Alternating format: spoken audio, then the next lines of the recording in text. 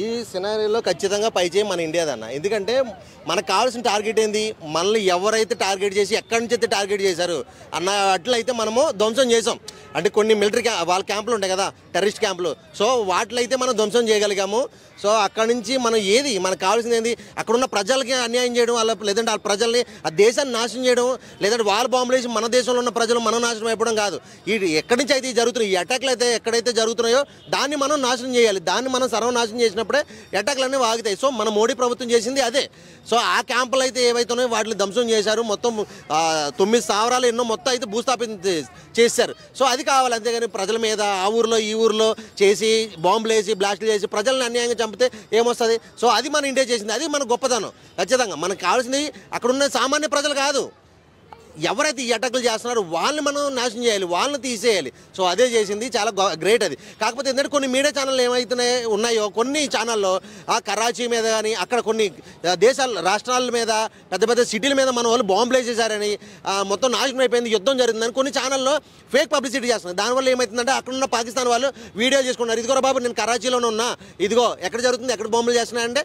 ఇది ఎలా ఉందంటే మన మీద కావాలని మన ఛానల్ ఇండియా ఛానల్లో ఏదో లేని చూపిస్తున్నారు అని చెప్పేసి అనుకుంటాం. సో దానివల్ల ఏంటంటే అక్కడ ఉన్న పాకిస్తాన్లో వాళ్ళకి మన మీద బ్యాడ్ ఒపీనియన్ వస్తుంది, ఇక్కడున్న మన వాళ్ళకి కూడా బ్యాడ్ ఒపీనియన్ వస్తుంది. ఏంది మన మీడియా ఛానల్లో చూస్తేనేమో అక్కడ బాంబులు వేసి అంటారు, అక్కడి నుంచి ఏమో యూట్యూబ్లోను కానీ ఇన్స్టాగ్రామ్లో కానీ రీల్స్లో చూస్తుంటే మేము ప్రజెంట్ సిచ్యువేషన్ ఇది, ఇక్కడ ఏ సిచ్యువేషన్ లేదు, అంతా బాగుంది. ఎందుకంటే ఫేక్ న్యూస్లు అంటే అసలు నిజంగా మన వాళ్ళు యుద్ధం చేస్తున్నారా లేకపోతే ఏంది నాటకం చేస్తున్నారా ఏందని చాలామంది జనాల్లో అపోహలు ఉన్నాయి. దానివల్ల ట్రోల్స్ కూడా ఎక్కువైపోయినాయి.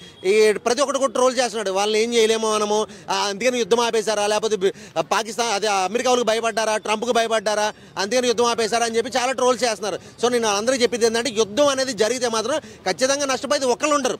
యుద్ధం జరిగిన ఇద్దరి మధ్యలో గొడవలు ఆడుతుంటే వాడు 2 దెబ్బలు కొడితే కనీసం వీడు ఒక దెబ్బనే కొడతాడు, కనీసం వాడికి దెబ్బలు తగిలితే మనకి దెబ్బలు తగులుతాయి. సో యుద్ధం అనేది మెయిన్ ఇంపార్టెంట్ కాదు. కావాల్సింది ఏంది, యుద్ధం జరగకుండా ఆపడం. ఫ్యూచర్లో కూడా ఇలాంటి ఘోరాలు జరగకుండా మన దేశం మీదకి వాళ్ళు వచ్చి ఘోరాలు జరగకుండా ఉండాలంటే ఏంది, దానికి కావాల్సిన సిచ్యువేషన్ అక్కడ ఎవరి వల్ల జరిగింది వాళ్ళని అంతం చేయాలి, కానీ అక్కడ ఉన్న అమాయక ప్రజలను కాదు. సో మోడీ ప్రభుత్వం అయితే అదే చేసిందని నేనైతే అనుకుంటున్నా. ఇలాగే ఉండాలి. అంటే ఎవరో చెప్పారని కాదు, కానీ ఏంటంటే దేశాల మధ్య కూడా సమ్మత కావాలి. ఎందుకంటే వాళ్ళ సపోర్ట్ మనకు కావాలి, మన సపోర్ట్ వాళ్ళకి కావాలి. ఒక దేశం కొట్టుకుంటుంటే మిగతా దేశాలు చూస్తూ ఊరుకోవడానికి ఐక్యరాజ్య సమితి ఒప్పుకోదు. ఖచ్చితంగా వాళ్ళిద్దరి మధ్యలో గొడవ జరగకుండా ఉండాలి అనేదే వాళ్ళు చూస్తారు. ఎందుకంటే మన దేశం నుంచి కొన్ని కావాల్సిన ప్రోడక్ట్స్ వాళ్ళకి వెళ్తాయి, వాళ్ళ దేశం నుంచి మనకు వస్తాయి. వాణిజ్య సంబంధాలు కూడా చాలా చెడిపోతాయి. పాకిస్తాన్ నుంచి కొన్ని వాళ్ళకి వెళ్తే కొన్ని వీళ్ళకి వస్తాయి. సో అందుకని చెప్పేసి ఎవరైనా సరే గొడవ జరగకూడదు, ఆపాలి అనుకుంటారు. అలాగే నాకు తెలిసి ఈ యుద్ధం ఆపడానికి మెయిన్ రీజన్ ఎవరికి తెలియని విషయం ఏంటంటే, ఈ యుద్ధం ఆపడానికి మెయిన్ రీజన్ కేఏ పాల్ గారే అమెరికా ట్రంప్కి కాల్ చేసి ఆయన మాట్లాడడం వల్ల ఈయన కోసం సపోర్ట్గా ఇక్కడ మాట్లాడారని డెఫినెట్గా ఇది కొన్ని రోజుల్లో మీ అందరూ న్యూస్ వస్తుంది. ఎందుకంటే కేఏ పాల్ గారు మొన్నే వెళ్ళి ఆయన మాట్లాడడం జరిగింది. సో యుద్ధం ఆపాలంటే ఒక కేఏ పాల్ గారు చాలా ఇలాంటి యుద్ధాలు చాలా ఆపారు. సో ఆయన ఏంటంటే చాలామంది కామెడియన్గా లేదా కామెడీగా తీసుకుంటారు, కానీ ఆయన దగ్గర చాలా విషయం అవుతుంది. సో ఇది డెఫినెట్గా ఒక క్రిస్టియన్ కంట్రీ, మన వాళ్ళు క్రిస్టియన్ సపోర్ట్ వద్దు, హిందువులు జై శ్రీరామ్ అన్నారు. కానీ ఇక్కడ మొన్న జరిగిన యుద్ధంలో వాడిన టెక్నాలజీ మొత్తం కూడా బయట క్రిస్టియన్ కంట్రీ నుంచి వచ్చినవే. అంటే ఈ రోజున యుద్ధం ఆపమని ఫోన్ చేస్తే ఆగింది అంటున్నారు కదా, దానికి కూడా మెయిన్ రీజన్ క్రిస్టియన్ వాళ్ళే. సో ఇది కొన్ని ఉంటాయన్నా అవి మనం ఖచ్చితంగా తెలుసుకోవాలి. కానీ ఏంటంటే ఇక్కడ సిచ్యువేషన్ ఏంటంటే యుద్ధం అనేది ఆగడం అనేది ప్రతి ఒక్కరు కూడా ఇంపార్టెంట్, అంటే అవసరం. యుద్ధం జరిగితే మొన్నంతా భయపడ్డాం, హైదరాబాద్లో బతకాలంటే భయపడిపోయారు చాలామంది. ఏం జరుగుతుంది ఇంకా కొన్ని ఛానల్స్ అయితే మాత్రం మొహమ్మద్ అడవిడి చేయాల. మొన్న ఏదో మాదాపూర్లో ఒక బ్లాస్ట్ అయింది, సిలిండర్ బ్లాస్ట్ అయితే పాకిస్తాన్ వాడే బాంబు వేసాడు, అది ఎక్కడ పడింది అన్నారు. ఎట్లా ఉన్నాయంటే కొన్ని ఛానల్లో కొన్ని మంది ఇన్స్టాగ్రామ్లో ఇన్ఫ్లుయెన్సర్ ప్రతి ఒక్కరి దగ్గర సోషల్ మీడియా వచ్చేసింది. ప్రతి ఒక్కరు వీడియో తీయడం, వాడికి నచ్చిన తమ్నెయిల్ పెట్టుకోవడం, పోస్ట్ చేయడం. సో దానివల్ల ఏంటంటే జనాల్లో ప్యానిక్ అనేది ఎక్కువైపోయింది. సో హైదరాబాద్లో ఇదే సిచ్యువేషన్ అని ఊర్లో వెళ్ళిన వాళ్ళు సమ్మర్ హాలిడేస్ ఒకటి ఊర్లో వెళ్ళిన వాళ్ళు మళ్ళీ హైదరాబాద్ రావాలా ఇక్కడ ఆగిపోవాలనే వాళ్ళు, ఇక్కడ ఉన్న వాళ్ళు ఎక్కడ పోవాలరా బాబు అని చేయాలి. సో కొన్ని ఫేక్ వీడియోస్ అయితే మాత్రం స్ప్రెడ్ చేయడం మానేస్తే మాత్రం మనం చాలా బాగుంటాం. అండ్ మిలిటరీ వాళ్ళు చేసినా కూడా ఏం జరుగుతుంది ఇక్కడ ఏం జరుగుతున్నాయని కూడా పోస్ట్ చేయొద్దు సోషల్ మీడియాలో అని చెప్పి వాళ్ళు కూడా మొన్న చెప్పారు. ఎవడు ఇష్టం వచ్చినాడు వాళ్ళు నా దగ్గర ఈ బాంబులు ఉన్నాయి, మా ఇండియాలో ఇవి ఉన్నాయి అని చెప్పి ప్రతి ఒక్కరు పోస్టులు పెట్టుకున్నాడు. సో అన్ని కూడా ఇన్ఫర్మేషన్ బయటోడికి ఇచ్చినట్టే. అలాంటి అన్ని జరగకుండా ఉండాలంటే ఏంటంటే ఏం జరుగుతుందో మనం చూడాలి తప్ప మన సొంత నిర్ణయాలు తీసుకుని మన ఫోన్ ఉంది కదా ఇన్స్టాగ్రామ్ రీల్ చేసుకుని ఇష్టం వచ్చినట్టు అప్లోడ్ చేసుకుంటే మాత్రం అది చాలామంది ప్యానిక్ అవుతారు. ప్యానిక్ అయ్యి హార్ట్ అటాక్లు వచ్చి చాలా ప్రమాదం అయితే జరిగేది ఉంది. కాబట్టి నేను ఏం చెప్తున్నానంటే ప్రతి ఒక్కరు కూడా మనం యుద్ధం చేయకుండా ట్రంప్ చెప్పిన మాట విని యుద్ధం ఆపడం ఎంతవరకు కరెక్ట్ అని అంటున్నారు దానికి అన్న అది ఖచ్చితంగా యుద్ధం అనేది జరగడం వల్ల రెండు దేశాలు నాశనం అయిపోతాయి తప్ప లాభం అనేది లేదు.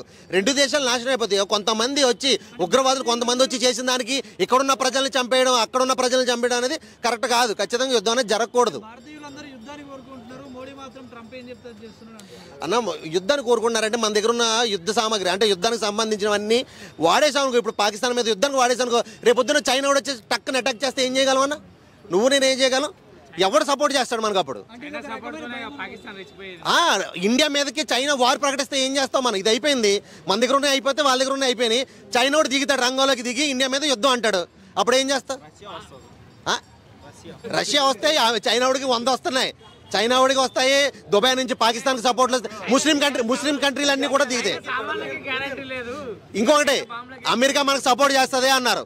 ట్రంప్ $2.5 బిలియన్ అప్పు ఇచ్చాడు పాకిస్తాన్కి.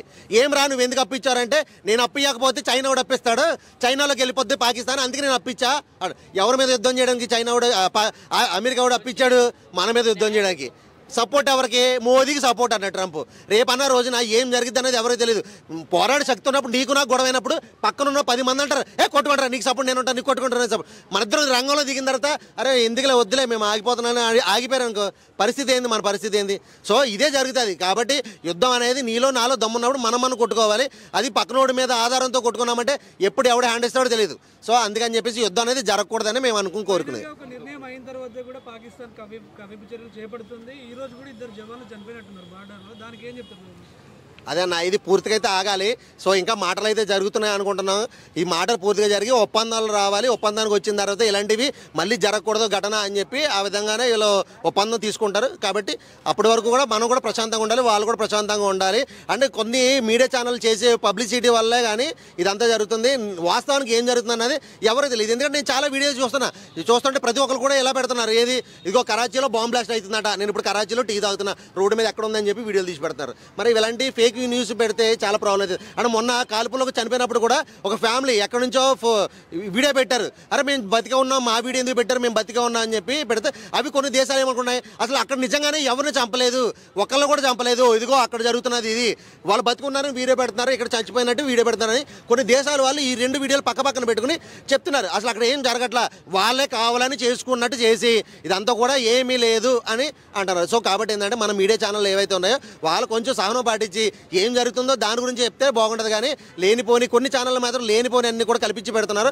సో దానివల్ల ఏంటంటే జనాల్లో ప్యానిక్ అవ్వడం తప్ప దేశాలు కొట్టుని చచ్చిపోవడం వల్ల నీకు నాకు ఉపయోగం లేదు. మనం ప్రశాంతంగా బతుకుతున్నాం, ప్రశాంతంగా బతకాలి, ప్రతి ఒక్కరు కూడా ప్రశాంతంగా బతకాలి. కాబట్టి మనం గొడవలు పెట్టుకోకుండా ఉండడం మంచిదన్న. ఓకేనా?